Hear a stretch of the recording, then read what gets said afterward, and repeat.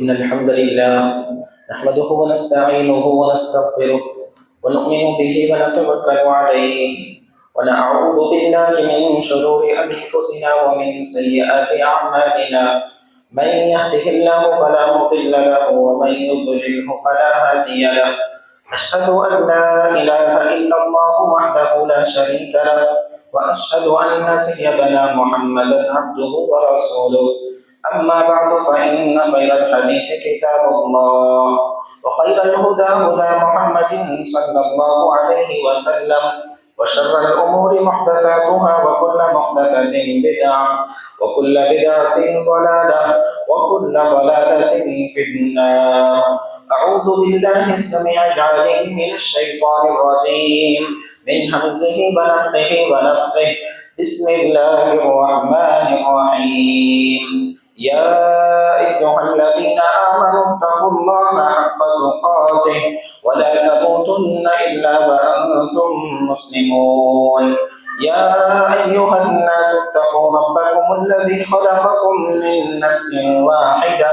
وخلق منها زوجها وبث منهما رجالا كثيرا ونساء واتقوا الله الذي تساءلون به والأرحام إن الله كان عليكم رقيبا. يا أيها الذين آمنوا اتقوا الله وقولوا قولا سديدا يصلح لكم أعمالكم ويغفر لكم ذنوبكم ومن يطع الله ورسوله فقد فاز فوزا عظيما. وقال الله تبارك وتعالى في موضع آخر. بسم الله الرحمن الرحيم. قاف والقرآن المجيد بل عجبوا أن جاءهم منذر منهم فقال الكافرون هذا شيء عجيب أإذا متنا وكنا ترابا ذلك رجع بعيد قد علمنا ما تنقص الأرض منهم وعندنا كتاب حفيظ بل كذبوا بالحق لما جاءهم فهم في أمر مريج. أفلم ينظروا إلى السماء فوقهم كيف بنيناها وزيناها وما لها من فروج والأرض مددناها وألقينا فيها رواسي وأنبتنا فيها من كل زوج بهيج تبصرة وذكرى لكل عبد منيب. وقال الله تبارك وتعالى في موضع آخر. والذين تبوأوا الدار والإيمان من قبلهم يحبون من هاجر إليهم ولا يجدون في صدورهم حاجة مما أوتوا ويؤثرون على أنفسهم ولو كان بهم خصاصة ومن يوق شح نفسه فأولئك هم المفلحون. محترم بزرگوں، نوجوان ساتھیوں، پیارے بچوں اور پردہ نشین خواتین اسلام، تمام تعریف و توصیف، حمد و ثنا، بڑائی و کبریائی، تسبیح و تحمید اللہ وحدہ لا شریک کے لیے لائق و سزاوار ہے، جو خالق کائنات، مالک ارض و سما ہے۔ وہی اللہ ہے جو حاجت روا ہے، مشکل کشا ہے، غوث اعظم ہے، دستگیر ہے، گنج بخش ہے، داتا ہے۔ اسی کے ہاتھ میں سارے اختیارات ہیں۔ وہی قادر مطلق اور مختار کل ہے۔ سبحان اللہ و بحمدہ، سبحان اللہ العظیم، سبحان اللہ و بحمدہ عدد خلقہ ورضا نفسہ وزنۃ عرشہ ومداد کلماتہ۔ بعدہ لاکھوں کروڑوں درود ہو تمام انبیاء کرام علیہ الصلاۃ والسلام پر، بالعموم اور بالخصوص جناب محمد رسول اللہ صلی اللہ علیہ وسلم پر، صلوات اللہ وسلامہ علیہ۔ محترم حاضرین جمعہ، گزشتہ خطبہ جمعہ میں مکہ کے فضائل اور برکات کے متعلق میں نے آپ کے سامنے قرآن اور حدیث کی روشنی میں چند باتیں گوشے گزار کی تھی۔ آج کے اس خطبہ جمعہ میں مدینہ المنورہ یا پھر مدینہ الرسول کے فضائل جو قرآن اور حدیث کے اندر بیان کیے گئے ہیں ان کے اوپر روشنی ڈالی جائے گی۔ مدینہ الرسول یعنی اللہ کے رسول صلی اللہ علیہ وسلم کا شہر، اس شہر کی خاصیت کے لیے، اس شہر کی اہمیت کے لیے اور اس شہر کی افادیت اور فضیلت کے لیے یہ ایک جملہ کافی ہے کہ یہ اللہ کے رسول صلی اللہ علیہ وسلم کا شہر ہے۔ مدینہ المنورہ یہ وہ شہر ہے کہ جہاں پر کہ اللہ کے رسول صلی اللہ علیہ وسلم کے اوپر وحی نازل ہوئی، یہ وہ شہر ہے جہاں پر کہ اللہ رب العزت نے اس شہر کے دو کالے پتھروں کے درمیان کی جگہ کو سب سے زیادہ محترم اور سب سے زیادہ مقدس قرار دیا اور ان کی حرمت کا لحاظ رکھنے کا حکم دیا اور ان کا احترام کرنے اور ان کی عزت کرنے کا حکم دیا۔ مدینہ المنورہ یہ وہ مبارک شہر ہے جہاں پر کہ اللہ کے رسول صلی اللہ علیہ وسلم نے ہجرت کی اور ہجرت کرنے کے بعد اسلام کو جہاں پر مضبوطی اور مستحکمی عطا کی۔ اور یہ مبارک شہر مدینہ المنورہ ایسا مبارک شہر ہے کہ جہاں پر کہ انصاری صحابہ اکرام رضوان اللہ علیہم اجمعین رہا کرتے تھے، کہ جنہوں نے اللہ کے رسول صلی اللہ علیہ وسلم کا اس وقت ساتھ دیا اور مہاجرین صحابہ اکرام رضوان اللہ علیہم اجمعین کا اس وقت ساتھ دیا جبکہ مکہ کے لوگوں نے شہر بدر کر دیا تھا۔ مکہ کے لوگوں نے آپ صلی اللہ علیہ وسلم کے اوپر اور مہاجرین صحابہ اکرام رضوان اللہ علیہم اجمعین کے اوپر ظلم و ستم کے پہاڑ ڈالے تھے۔ اس وقت اس مدینہ نے اللہ کے رسول صلی اللہ علیہ وسلم کو پناہ دی،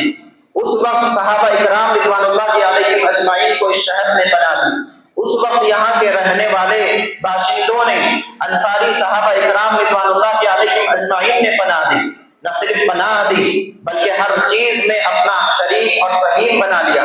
ہر چیز میں اپنا حصے دار بنا لیا۔ اللہ کے رسول صلی اللہ علیہ وسلم کے اوپر یہ آیت کریمہ نازل ہوئی، والذین تبوؤا الدار،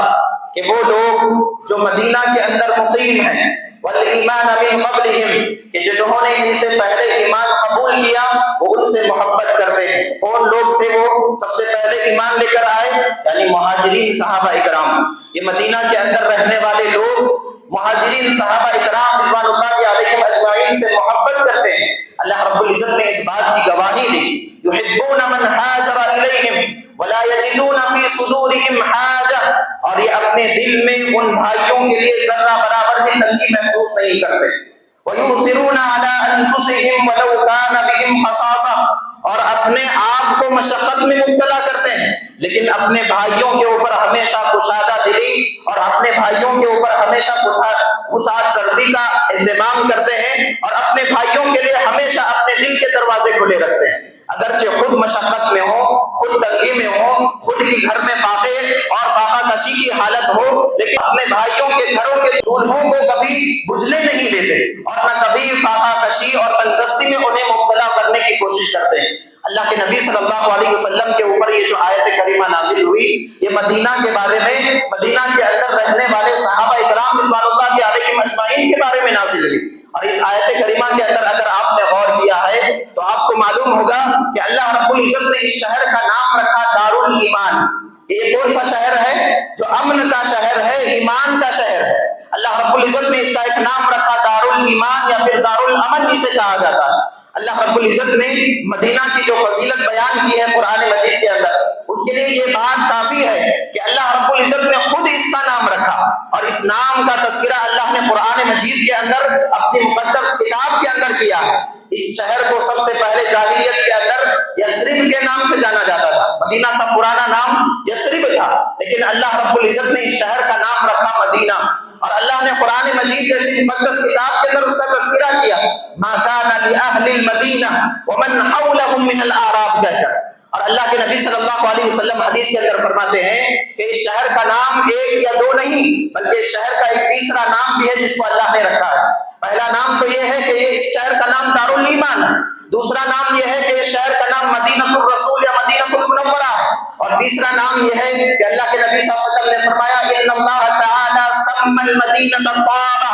اللہ کے نبی صلی اللہ علیہ وسلم فرماتے ہیں کہ اللہ نے مدینۃ المنورہ کا نام رکھا ہے طابہ، یعنی ایک مقدس شہر، مبارک شہر، ایک پاکیزہ شہر، اللہ رب العزت نے اس کا یہ نام رکھا ہے۔ اللہ کے نبی صلی اللہ علیہ وسلم نے اسی سے ملتا جلتا نام ذکر کیا۔ اللہ کے نبی صلی اللہ علیہ وسلم نے فرمایا یہ مدینہ شہر یہ طیبہ ہے، اللہ نے کہا یہ طابہ ہے، تو اللہ کے رسول نے فرمایا کہ یہ طیبہ ہے۔ طابہ اور طیبہ میں فرق کیا ہے؟ اللہ رب العزت نے جو نام رکھا وہ شہر، پورے شہر کے بارے میں اللہ نے کہا کہ یہ پورا شہر مقدس ہے، یہ پورا شہر مبارک ہے، یہ پورا شہر پاکیزہ ہے۔ اور اللہ کے نبی صلی اللہ علیہ وسلم نے فرمایا کہ یہ طیبہ ہے۔ طیبہ کا مطلب یہ ہے، اللہ کے نبی صلی اللہ علیہ وسلم نے خود آگے فرمایا تنفی الخبث،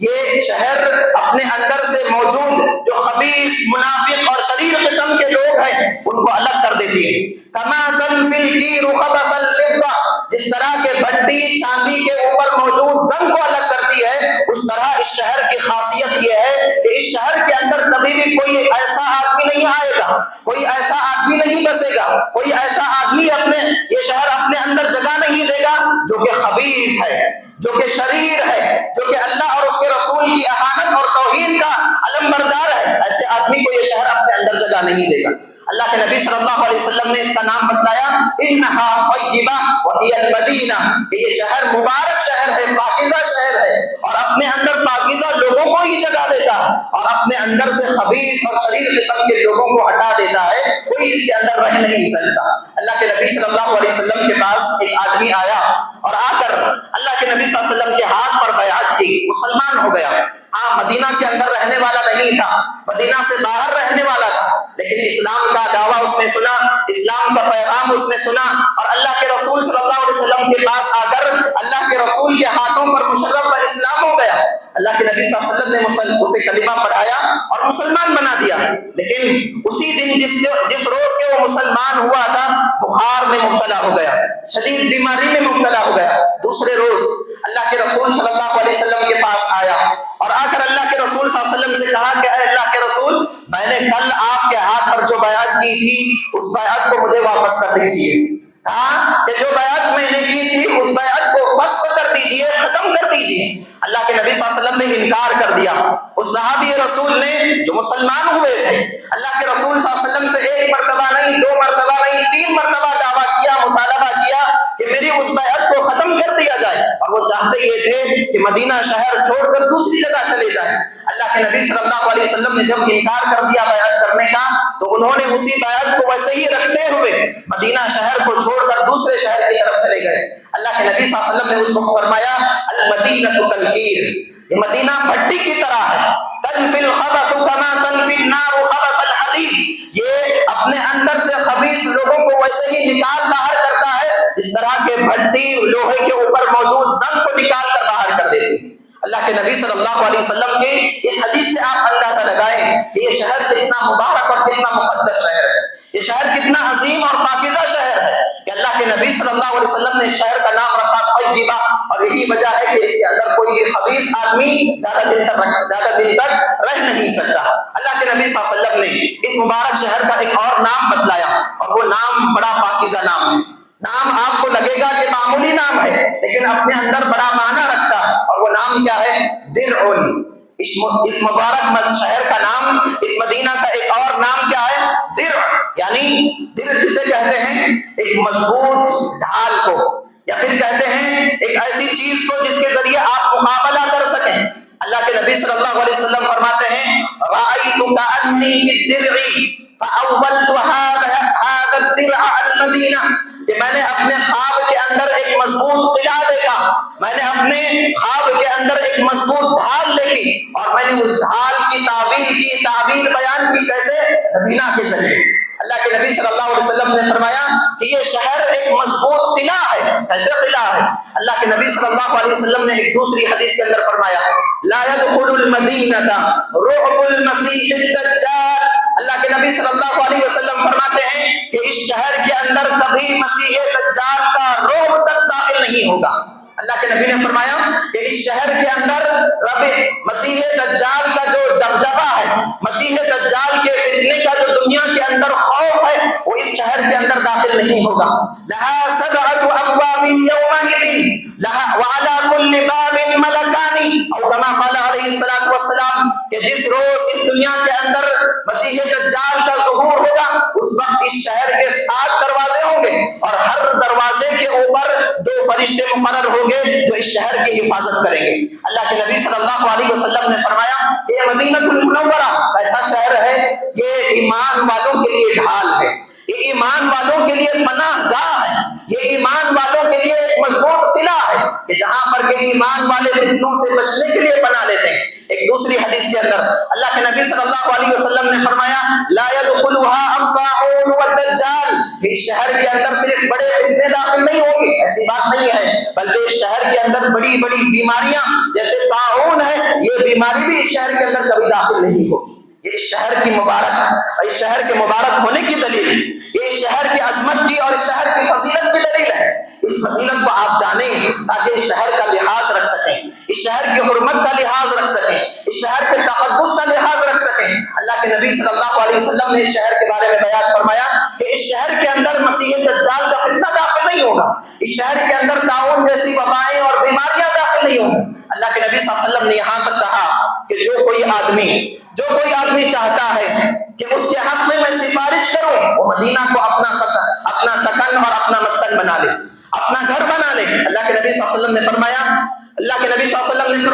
کہ جو آدمی چاہتا ہے کہ میں اس کے لیے قیامت کے دن گواہ بنوں یا پھر اس کے حق میں سفارش کروں وہ اپنا گھر اور اپنا مسکن مدینہ منورہ کو بنا لے۔ اللہ کے نبی صلی اللہ علیہ وسلم نے اس شہر کے اس حدیث کے شروع میں کہا کہ جو کوئی آدمی مدینہ کے اندر آئے اور مدینہ کی آب و ہوا اگرچہ اسے راس نہ آئے، مدینہ کی آب و ہوا اگرچہ اسے ناساز لگے لیکن پھر بھی وہاں پر صبر کرے۔ بعض لوگ جاتے ہیں دوسرے شہر، جاتے ہی انہیں ماحول سیٹ نہیں ہوتا، ماحول انہیں ساز نہیں آتا، ماحول ان کے طبیعت کے مطابق نہیں ہوتا، موافق نہیں ہوتا، تو وہاں سے پلٹ کر آ جاتے ہیں۔ اللہ کے نبی صلی اللہ علیہ وسلم نے فرمایا کہ جو کوئی اس شہر کو اپنا مسکن بنانے کے لیے آئے اور اس شہر کو ناساز پا کر بھی صبر کرے، اس کے ماحول کو اپنی طبیعت کے موافق نہ پا کر بھی اپنے آپ کو وہاں پر باقی رکھے، تو ایسے شخص کے لیے الا كانت له شفیعا الا كنت له شفیعا، کل قیامت کے دن میں اس شخص کے حق میں سفارشی بن کر آؤں گا۔ اللہ کے رسول کی سفارش نصیب ہوگی اس آدمی کو جو مدینہ کے اندر رہتا ہے۔ پھر اللہ کے نبی صلی اللہ علیہ وسلم نے فرمایا او شہیدا یوم القیامہ، یا پھر اس کے حق میں گواہ بن کر آؤں گا جو مدینہ کو اپنا شہر اور مسکن بناتا ہے۔ اتنا ہی نہیں، جو آدمی مدینہ کے اندر تو نہیں رہا لیکن اپنا مدفن اور اپنا قبر یا پھر اپنا گڑھا مدینہ بناتا ہے تو پھر ایسے شخص کے حق میں بھی اللہ کے نبی صلی اللہ علیہ وسلم سفارش کریں۔ اللہ کے نبی صلی اللہ علیہ وسلم نے فرمایا من استطاع منکم ان یموت بالمدینہ فلیفعل، جو تم میں سے کوشش کرنا چاہتا ہے یا استطاعت رکھتا ہے وہ یہ کوشش ضرور کرے کہ اسے موت آئے تو مدینہ شہر کے اندر آئے،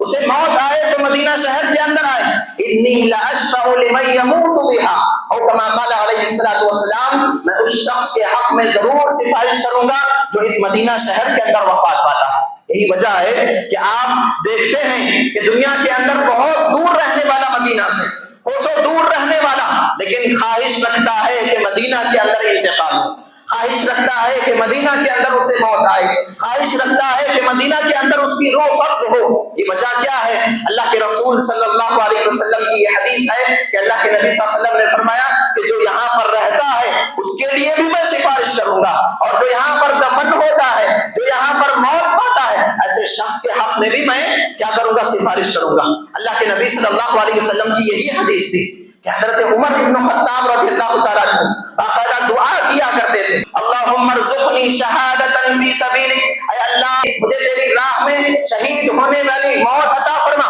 مجھے تیری راہ میں شہید ہونے والا آدمی بنا دے، اللہم اجعل موتی فی بلد رسولک، اور وہ شہادت کی موت بھی کہاں پر نصیب فرما؟ تیرے رسول کے شہر کے اندر تو مجھے وہ شہادت کی موت نصیب فرما۔ جب صحابہ اکرام نے سنا کہ حضرت عمر بن خطاب رضی اللہ تعالیٰ عنہ دعا کر رہے ہیں، ذرا اندازہ کیجئے، دعا کر رہے ہیں کہ شہادت کی موت ملے، اور دوسری دعا کیا ہے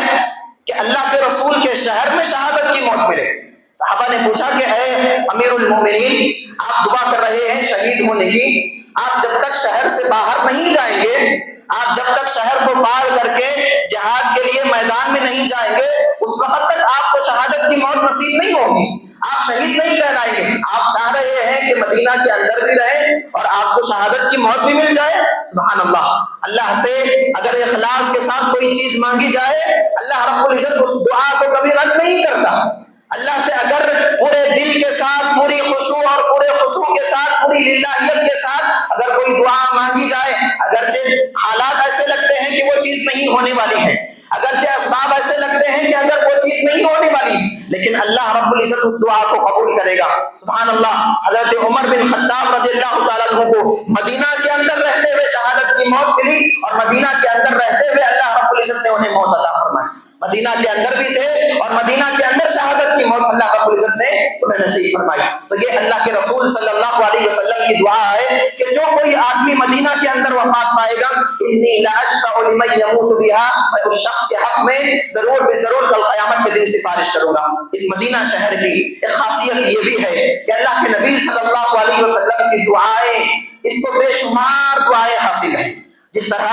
مکہ المکرمہ کو حضرت ابراہیم خلیل اللہ علیہ السلام کی دعائیں حاصل ہیں، اسی طرح اس شہر کے لیے اللہ کے رسول صلی اللہ علیہ وسلم کی دعائیں حاصل ہیں. اللہ کے نبی صلی اللہ علیہ وسلم نے پہلے تو اس شہر کے بارے میں فرمایا ان ابراہیم حرم مکہ ودعا لأہلها، کہ بے شک ابراہیم علیہ السلام نے مکہ کو محرم یعنی احترام والا قرار دیا، اور پھر فرمایا اس کے حق میں حضرت ابراہیم نے دعا کی. اب اللہ کے نبی صلی اللہ علیہ وسلم نے آگے فرمایا وَإِنِّي حَرَّمْتُ الْمَدِينَةَ، کہ جس طرح ابراہیم نے مکہ کو حرام قرار دیا تھا، مکہ کو محترم اور مقدس قرار دیا تھا، میں بھی اسی طرح مدینہ کو محترم اور مقدس قرار دیتا ہوں. اور پھر آگے فرمایا وَإِنِّي حَرَّمْتُ الْمَدِينَةَ كَمَا حَرَّمَ إِبْرَاهِيمُ مَكَّةَ، اور پھر اللہ کے نبی صلی اللہ علیہ وسلم نے آگے فرماتے ہیں وَإِنِّي دَعَوْتُ فِي صَاعِهَا وَمُدِّهَا بِمِثْلِ كَمَا بِهِ إِبْرَاهِيمُ دَعَا لِمَكَّةَ أو كما قال علیہ الصلوۃ والسلام. اللہ کے نبی صلی اللہ علیہ وسلم کی یہ دعا دیکھیے،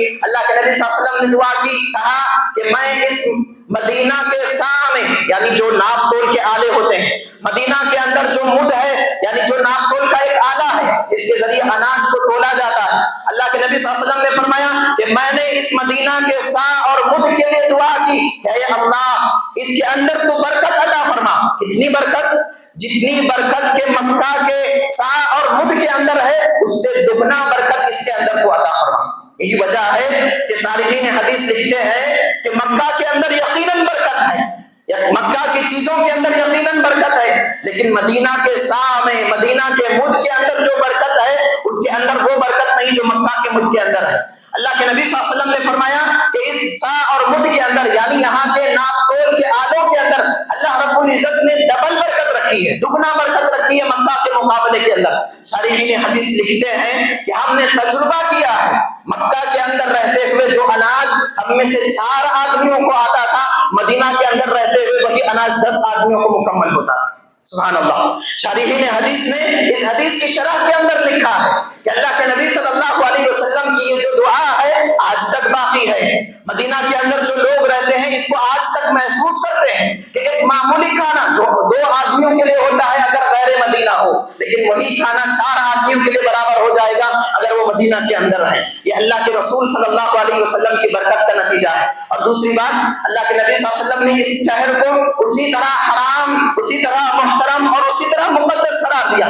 جس طرح کے مکہ المکرمہ مقدس ہے. یہاں کے درختوں کو نہیں کاٹا جائے گا، یہاں کے شکاریوں کو نہیں شکار کیا جائے گا، اور یہاں کی چیزوں کو ہاتھ نہیں لگایا جائے گا. جس طرح مکہ کے اندر رہتے ہوئے ایک حاجی اور ایک احرام والا آدمی جس طرح شکار سے اپنے آپ کو بچا کر رکھتا ہے، جس طرح اپنے آپ کو درختوں کے پتے توڑنے سے بچا کر رکھتا ہے، اسی طرح ایک آدمی جو مدینہ کے اندر جائے تو مدینہ کے اندر بھی انہی چیزوں کا احترام کرے اور انہی چیزوں کی پابندی کرے. اللہ کے نبی صلی اللہ علیہ وسلم نے مدینہ کی بھی وہی اللہ کے نبی صلی اللہ علیہ وسلم نے عظمت بیان کی جو کہ مکہ کے اندر موجود ہے. اسی طرح اس مدینہ شہر کے اندر سب سے اہم چیز یہ بھی ہے کہ اللہ کے نبی صلی اللہ علیہ وسلم نے فرمایا کہ اس شہر کے اندر وہ مسجد ہے جس مسجد کے اندر کے ایک نماز 1000 نمازوں کی زیادہ، 1000 نمازوں سے زیادہ فضیلت والی ہے. اللہ کے نبی صلی اللہ علیہ وسلم نے فرمایا صلاۃ فی مسجد ھذا افضل من 1000 صلاۃ فیما غیر سواہ، اور کما قال علیہ الصلوۃ والسلام اس مسجد کے اندر ایک نماز، چاہے وہ فرض نماز ہو یا نفل نماز ہو، چاہے وہ فرض نماز ہو یا پھر نفل نماز ہو، اگر کوئی آدمی اس مسجد کے اندر ایک نماز پڑھتا ہے اسے 1000 نمازوں سے زیادہ ثواب ملتا ہے. اللہ کے نبی صلی اللہ علیہ وسلم نے اس مدینہ شہر کے اندر ایک اور جو بات بیان فرمائی وہ اس زیادہ اہم ہے۔ اللہ کے نبی صلی اللہ علیہ وسلم نے فرمایا ما بین بیتی و منبری روضۃ من ریاض الجنہ۔ اللہ کے نبی صلی اللہ علیہ وسلم نے فرمایا کہ میرے گھر اور میرے منبر کے درمیان جو حصہ ہے، اس کے درمیان جو حصہ ہے وہ جنت کی کیاریوں میں سے ایک کیاری ہے، یا پھر جنت کے باغیچوں میں سے ایک باغیچہ ہے۔ کیا معنی ہے اس حدیث کا؟ ایک معنی یہ ہے، شارحین حدیث نے لکھا ہے کہ جتنی نعمتیں، جتنی رحمتیں، جتنی برکتیں جنت میں جانے کے بعد جنتیوں پر ہوگی، اتنی ہی رحمتیں اللہ رب العزت اس مقدس مقام پر رہنے والے آدمیوں کے اوپر نازل کرے گا۔ کیا مطلب ہے روضۃ من ریاض الجنہ کا؟ کہ ما بین بیتی و منبری، کہ جو کوئی آدمی اس مقام پر ہوگا، اللہ کے نبی صلی اللہ علیہ وسلم نے فرمایا کہ جتنی رحمتیں اور جتنی برکتیں جنت میں جانے کے بعد جنتیوں پر ہوگی، اتنی ہی رحمتیں اور برکتیں اس مقام پر رہنے والے اور عبادت کرنے والے، اپنے آپ کو ذکر و اذکار میں مشغول رکھنے والے لوگوں کے اوپر ہوگی۔ لہذا کوشش کرے کوئی آدمی وہاں پر جائے تو یہاں پر جا کر ضرور کچھ وقت گزارے، تاکہ جنت کا جو ماحول ہوگا اس دنیا کے اندر بھی ہم محسوس کر سکیں۔ دوسرا معنی یہ لیا گیا کہ اللہ کے نبی صلی اللہ علیہ وسلم کے گھر کے اور اللہ کے نبی صلی اللہ علیہ وسلم کے منبر کے درمیان یہ جو جگہ ہے، کل قیامت کے دن یہی جگہ اللہ کے نبی صلی اللہ علیہ وسلم کو جنت میں بھی عطا کی جائے گی۔ جنت میں بھی یہ حصہ، یہ جس طرح دنیا کے اندر حصہ ہے، دنیا کا ٹکڑا ہے، اسی طرح یہ ٹکڑا جنت کا بھی حصہ ہوگا۔ کل قیامت کے دن اللہ کے رسول صلی اللہ علیہ وسلم کو وہی گھر اور وہی اللہ کے نبی صلی اللہ علیہ وسلم کا منبر کل قیامت کے دن اللہ کے نبی صلی اللہ علیہ وسلم کو عطا کیا جائے گا۔ یہ مطلب ہے۔ تو میرے بھائیوں، اللہ کے نبی صلی اللہ علیہ وسلم کی ان احادیث کے اندر مدینہ المنورہ کے فضائل بیان کیے گئے ہیں۔ ان فضائل کو بیان کرنے کا مقصد یہ ہے تاکہ ہم اس کی عظمت کو اپنے دلوں کے اندر اجاگر کر سکیں، تاکہ ہمارے دلوں کے اندر شوق پیدا ہو مدینہ الرسول کی طرف سفر کرنے کا، تاکہ ہمارے دلوں کے اندر شوق پیدا ہو اللہ کے رسول صلی اللہ علیہ وسلم کے مقدس شہر کی طرف سفر باندھنے کا۔ کیوں سفر باندھنا ہے؟ یہ وہ مقدس شہر ہے جہاں کا ہر گلی کوچا، جہاں پر کے ہر ذرہ ذرہ اللہ کے رسول صلی اللہ علیہ وسلم کی آواز کا گواہ ہے، جہاں پر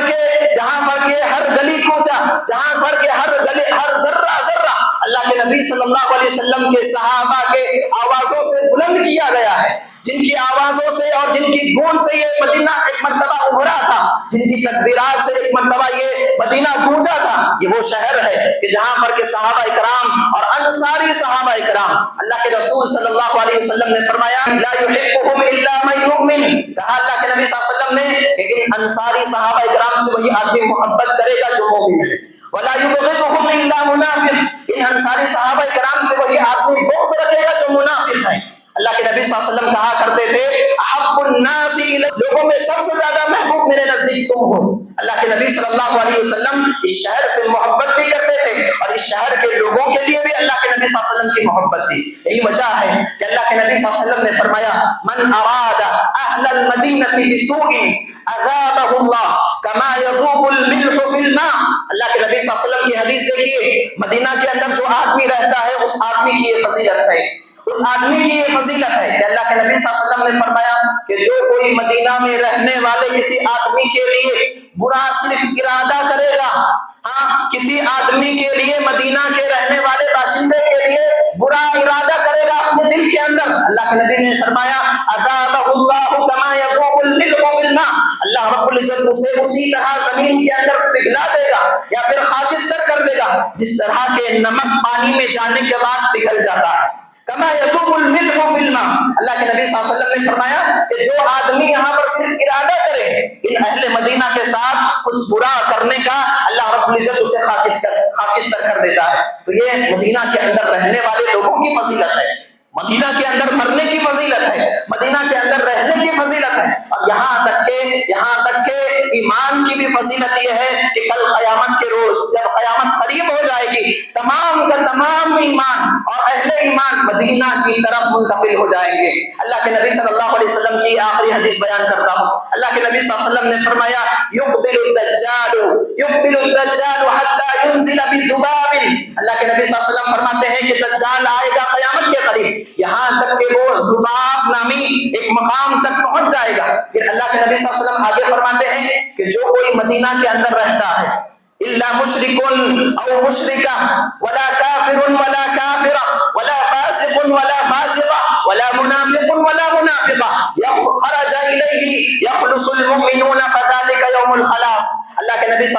فرماتے ہیں کہ جب مسیح دجال آئے گا تو مدینہ کے اندر جتنے مشرک اور مشرکہ عورتیں ہیں، مشرک مرد ہوں کہ مشرکہ عورتیں ہوں، منافق مرد ہوں کہ منافق عورتیں ہوں، کافر مرد ہوں کہ کافر عورتیں ہوں، یا پھر فاسق مرد ہوں کہ فاسق عورتیں ہوں، تمام کے تمام اس شہر سے نکل جائیں گے، تمام کے تمام اس شہر سے نکل جائیں گے، اور یہ شہر خالص مومنوں کا شہر بن جائے گا۔ اللہ کے نبی صلی اللہ علیہ وسلم نے فرمایا یخلص المؤمنون، اگر اس کے اندر کوئی بچے گا جس کا ایمان مضبوط ہوگا، جو اصل میں مومن ہوگا، وہی حقیقی مومن اس کے اندر باقی رہے گا۔ فذلک یوم الخلاص، اور یہی وہ دن ہے جسے یوم خلاص کہا جاتا ہے، اسے یوم الخلاص کہا جاتا ہے۔ اللہ کے نبی صلی اللہ علیہ وسلم نے ایک حدیث کے اندر فرمایا ان الایمان لیعرض کما تعرض الحیۃ فی جحرها، کہ بے شک ایمان قیامت کے قریب اسی طرح مدینہ کے اندر سکڑ جائے گا جس طرح کہ ایک سانپ اپنی بل کے اندر شام ہوتے ہوتے اپنے بل کے اندر چلا جاتا ہے۔ تو لہٰذا یہ مدینہ المنورہ، اس کی بڑی فضیلتیں ہیں، بڑی خصوصیتیں ہیں، لہٰذا ان فضیلتوں کو اجاگر کرنا، اپنے دلوں کے اندر اس کو ذہن نشین کرنا اور اپنے آنے والی نسلوں کو